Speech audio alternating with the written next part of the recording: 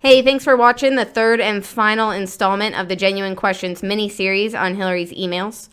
I don't want to waste a lot of time summarizing parts 1 and 2 because from this point forward, this story is really no longer about how Hillary may or may not have conducted herself while she was Secretary of State.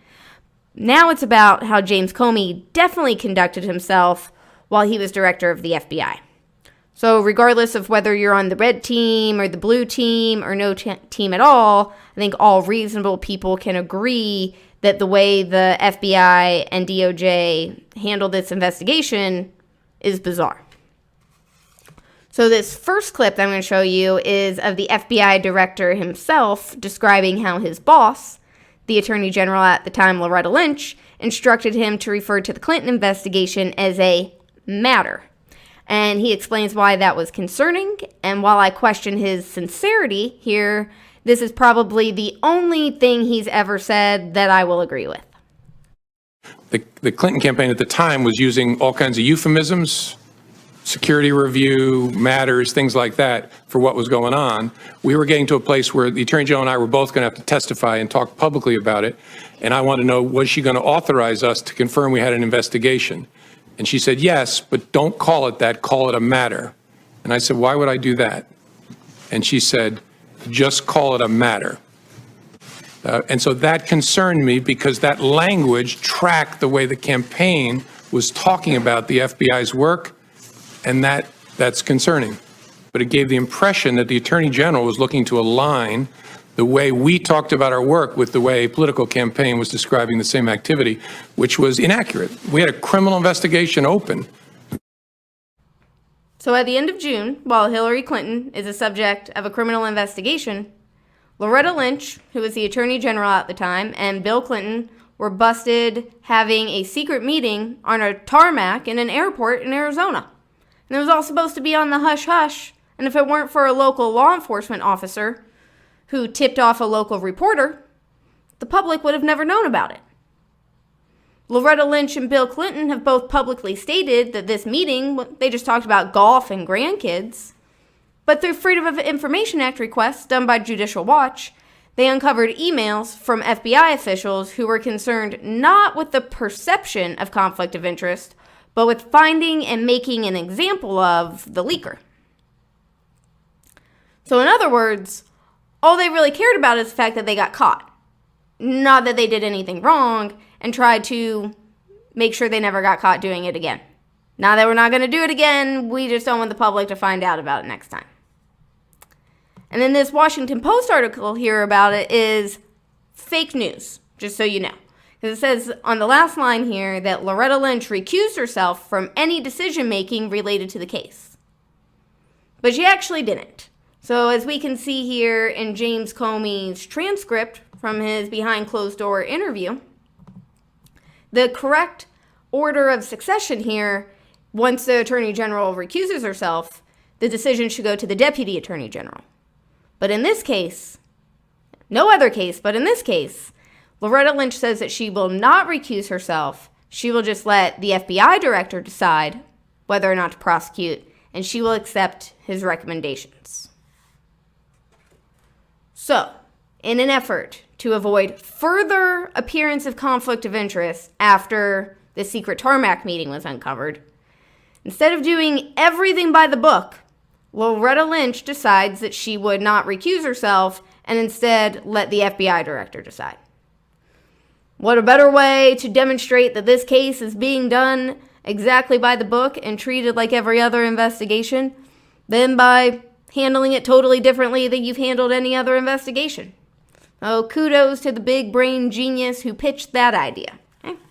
So this recusal by the Attorney General sets the stage for one of the most insanely awesome press conferences I've seen in modern political history. About a week after that Tarmac story comes out, James Comey does a press conference where he spends about 10 minutes listing off all the laws that we covered in parts 1 and 2 that Hillary broke.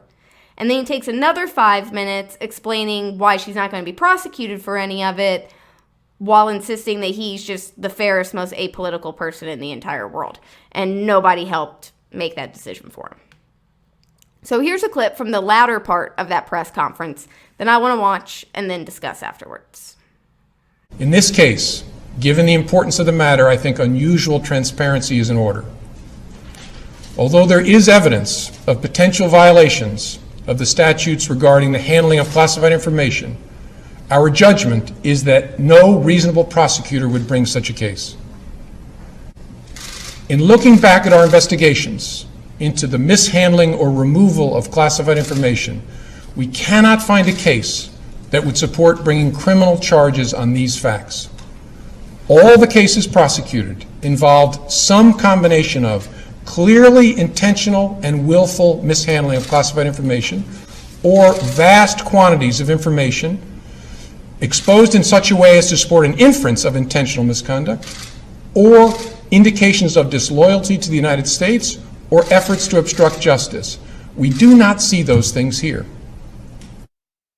So Comey says they can't find any cases where there's precedent to charge her. Well, maybe I should become director of the FBI because I found more than a few examples, and there are plenty to look up, but I picked 3 for us to go over now. So here's one where a former CIA director loses his security clearance for working on classified material on an unsecured computer in his home. And I'll concede that this one, he didn't get prosecuted, but it seems like the very least punishment that Hillary should be receiving is a loss of security clearance, not a promotion to commander-in-chief. Okay. So number 2 is this guy, Sandy Berger. And I like his story because Sandy pled guilty to removing documents that were so highly classified that if you wanted to take them out of the room, they had to be in a briefcase that was handcuffed to your wrist. And Sandy Berger was caught shoving copies of them in his socks and in his waistband, and then taking them to his office and chopping them up with scissors. These were memos about the Clinton administration's counterterrorism policies, and Sandy Berger's story is that he took them out so members of the Clinton administration could review them before their testimony before the 9/11 Commission. So I'm not sure how you can study and review documents if you've cut them into pieces with scissors, but I do like how Bill Clinton laughs this off and says the most innocent explanation is the likely one. It's convenient that that's the Clintons' take in this particular instance, but when it comes to something like why Hillary lost in 2016, we have to spin this very complicated web of conspiracy, how Trump worked with Putin to make Facebook memes to trick everyone into not liking Hillary, instead of just the obvious explanation that people don't like her. So the best example of how James Comey is full of shit here is this last one that I have. Because this guy contradicts every single point that James Comey makes in that press conference. And to spend a year in jail for taking 6 photos of his workstation aboard a submarine, which is a violation of Navy rules. 6 photos is not a vast quantity of information. He didn't do it to undermine national security. They found no evidence of intent, yet he was still prosecuted. So that kind of flies in the face of everything James Comey was just saying, where nobody's ever been prosecuted for this before. So I'm going to show you another clip here, and this is one of the reasons why I am rowdy for Gowdy. Okay? This exchange is one of the few times that I have really felt like an elected official was speaking for me and asking all the same questions that I would be asking if I was in the room. So a big thank you to the people from South Carolina that put Trey Gowdy in office. Secretary Clinton said she never sent or received any classified information over her private email. Was that true? Our investigation found that there was classified information sent. Secretary Clinton said there was nothing marked classified on her emails either sent or received. Was that true? That's not true. Secretary Clinton said, I did not email any classified material to anyone on my email. There is no classified material. Was that true? There was classified material emailed. Secretary Clinton said she used just one device. Was that true? She used multiple devices during the 4 years. Secretary Clinton said all work-related emails were returned to the State Department. Was that true? No, we found work-related emails, thousands, that were not returned. Secretary Clinton said neither she nor anyone else deleted work-related emails from her personal account. Was that true? There's no doubt that there were work-related emails that were removed electronically from the email system. Secretary Clinton said her lawyers read every one of the emails and were overly inclusive. Did her lawyers read the email content individually? No. False exculpatory statements, they are used for what? Well, either for a substantive prosecution or for evidence of intent in a criminal prosecution. Exactly. Intent and consciousness of guilt, right? Right? Right. Consciousness of guilt and intent. 2 days ago, Director, you said a reasonable person in her position should have known a private email was no place to send and receive classified information. This is no average person. This is a former First Lady, a former United States Senator, and a former Secretary of State. She affirmatively rejected efforts to give her a state.gov account. She kept these private emails for almost 2 years and only turned them over to Congress because we found out she had a private email account. So you have a rogue email system set up before she took the oath of office, thousands of what we now know to be classified emails, some of which were classified at the time. One of her more frequent email comrades was in fact hacked, and you don't know whether or not she was. And this scheme took place over a long period of time and resulted in the destruction of public records, and yet you say there is insufficient evidence of intent. You say she was extremely careless, but not intentionally so. You and I both know intent is really difficult to prove. Very rarely do defendants announce, I am going to break the law on this date. It never happens that way. You have to do it with circumstantial evidence. Or if you're Congress and you realize how difficult it is to prove specific intent, you will formulate a statute that allows for gross negligence. And here's a reminder of that law that I said we would be circling back to from part 1. Whether intentionally or through gross negligence, you can't store documents on an unapproved server. So lack of intent is in no way a get out of jail free card. And so it's rather bizarre that the FBI director, 1, doesn't know that, and B, doesn't see any evidence of intent in this situation. All right, so now we're going to show another clip from that Comey press conference, the part where he's like crying and insisting that he's just the fairest person and the most apolitical person in the whole entire world and nobody influenced his decision in this case. I want to show you this because I want you to see what it looks like when this guy tells you a bald-faced lie. And we know that he's lying because of this transcript here from FBI attorney Lisa Page. She says that Lynch's decision to accept whatever recommendations the FBI made was a real profiling courage, since she knows no charges would be brought. And then Representative Radcliffe says back to her, he's like, okay, so you say you got advice from the department, and you're making it sound like the department told you you're not going to charge gross negligence because we're the prosecutors, and we're telling you we're not going to bring a case based on that. And Lisa Page says, that is correct. So she's saying that it's real big of Loretta Lynch to say she will accept whatever recommendations the FBI made in lieu of recusing herself, because she already told the FBI what the recommendations were going to be, and they weren't going to charge her with gross negligence. So with this knowledge, let's all laugh at this lion, dog-faced pony soldier, James Comey, insists that he's a big boy who is allowed to make this decision all by himself. What I can assure the American people is that this investigation was done honestly, competently, and independently. No outside influence of any kind was brought to bear. I know there were many opinions expressed by people who are not part of the investigation, including people in government, but none of that mattered to us. Opinions are irrelevant, and they were all uninformed by insight into our investigation because we did our investigation the right way.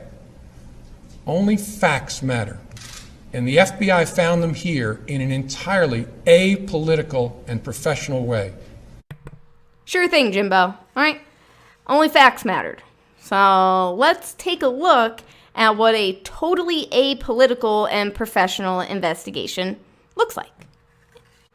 So first, we have FBI attorney Lisa Page admitting under oath that she warned FBI agent Peter Strzok, who was interviewing Hillary Clinton, to not go into that interview loaded for bear because she will likely be the next president and they wouldn't want her to retaliate. So not only is that assumption by her colleagues that she would use her powers as president to retaliate against law enforcement a ringing endorsement of her character, it's hardly apolitical. There's also the fact that investigators wrote a memo where they said they were declining to pursue charges against Hillary due to lack of intent. However, they wrote that memo before they ever interviewed her. So since Trey Gowdy is much more articulate than I am, I'm going to let him explain why this is one of the least professional ways to conduct an investigation. The explanation I've heard is that the failure to prosecute was predicated upon their belief that there was not sufficient evidence of intent on her behalf. And I don't know where in the hell you would go to find better evidence of intent than interviewing the person who actually was doing the intending. And when you make up your mind that you're not going to charge someone, and you make up your mind that you need to not go in loaded for bear, and then you read the 302 and there's not a single damn question on intent, it is really hard for those of us who used to do this for a living to not conclude they'd made up their mind on intent before they even bothered to talk to the single best repository of intent evidence, which would be her. So speaking of interviews, Lisa Page also testified that the Hillary Clinton interview was the only interview, probably in human history, where the subject of a criminal investigation was allowed to have fact witnesses sit in with her on her interview. Fact witnesses are people that can testify to the validity of someone's alibi. So, for example, if I'm accused of murder and I say that I'm innocent because I was at home playing cards with my mom, investigators are going to want to go talk to my mom to check out my story. And if mom says that I was home and we were doing a jigsaw puzzle all night, investigators are going to wonder if I'm lying, since our stories don't match up. Which is why these types of fact witnesses are not allowed to sit in on interviews. So they can't hear what the person is saying and then line their stories up with each other. But Hillary was able to get away with this because she just said that all these people were her lawyers. So, very sly little minxy move there to just say that your friends are your attorneys, so they're allowed to sit in on your interviews with you. I'm going to have to write that one down for the future. But speaking of Hillary's lawyers, I have another clip of Gowdy making the rather obvious point that it is insane that Hillary was allowed to hire a team of lawyers to decide what evidence the FBI was allowed to look at. You have been put in the position of having to take a lawyer's word that you have all the public records. I'm just wondering who with a fiduciary duty to the public can make sure that the public record is complete. Instead of the former secretary hiring an attorney to do it, why can't the attorney that works for all of us? Why can't the inspector general do it? And that way we're not in a position of having to take someone's lawyer's word for it. Why not do that? That might be the most genuine question that's going to be asked through this entire series. So when you're in the wrong, you can either fess up and honestly explain and apologize for your actions, or you can lie and justify to try to mitigate the damage. So here's a clip from PBS on how Hillary consistently would choose to do the latter. Director Comey said that my answers were truthful and what I've said is consistent with what I have told the American people. Okay, now her words today. Director Comey had said that my answers in my FBI interview were truthful. That's really the bottom line here. The difference? These words. In my FBI interview. Before, Clinton had implied that Comey backed up all of her statements, not just what she said behind closed doors to the FBI.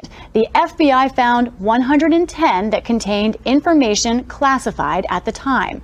That is different than Clinton's original assertion.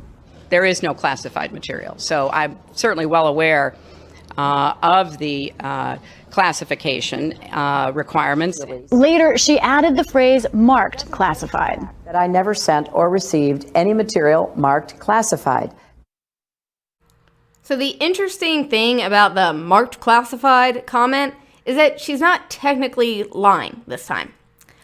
According to this FBI document, there is never anything marked classified. The government only uses the terms confidential, secret, and top secret to classify documents. So she's taking advantage of the public's ignorance of the system to skate on this technicality that she didn't technically lie because it wasn't marked classified. But she knows there will never be anything marked classified. She was sending things that were marked confidential, secret, and top secret, though. So when it gets to the point where so much evidence comes out that she can't take advantage of how stupid she thinks we all are, Hillary does the Clinton pivot and pretends that she is simply too stupid to be a criminal. So for laughs, let's watch this clip where she's doing that. What, like with a cloth or something? Well, no. I don't know how it works digitally at all. So she's so technologically illiterate that she thinks wiping a server means dusting off the monitor, but we should all feel great about her being promoted to President of the United States. Makes a lot of sense. So it's against this backdrop of what appeared to be obvious abuses of power while Hillary was Secretary of State, and what appeared to be an obviously corrupt FBI investigation, not to mention the hate and apathy coming from progressives over the admittedly corrupt primary, that Hillary Clinton lost the election to Donald Trump. And that seemed to make perfectly reasonable sense to me. So I was very caught off guard when the media started to run wild with this story that Trump won because Putin tricked all of us into hating Hillary through Facebook memes. It seemed that it was at least possible, if not probable, that that was just a load of horseshit made up by Hillary to soothe her bruised ego. Yet a lot of people started taking that story very seriously. Recently, a CIA memo was declassified, and it confirmed my initial suspicions. John Brennan was a CIA director at the time, and there are handwritten notes where he briefed Barack Obama on the fact that Hillary was trying to stir up a Trump-Russia scandal to distract the public from her emails. And Brennan doesn't deny this, he just says it's not illegal to do it. It's just campaign activity. And I'm not sure if I think that's worthy of prosecution from a legal standpoint or not, but regardless, it is illegal for law enforcement to then use fake political opposition research to launch an investigation into somebody, which is what they ended up doing. And that's where we're going to be headed in the next series of videos on the Genuine Questions channel. We're going to be looking at how differently this same cast of characters in the Department of Justice acted when it came to the Trump-Russia investigation. So thank you for watching Genuine Questions. I appreciate you guys. I know there's all sorts of concerns about foreign interference in our elections, but when you have bureaucracies like the DOJ putting their thumbs on the scales, it's something that both parties ought to be concerned about, because one day the shoe will be on the other foot, politically speaking, and we just want to be able to restrain the agencies from being their own arm and branch of government.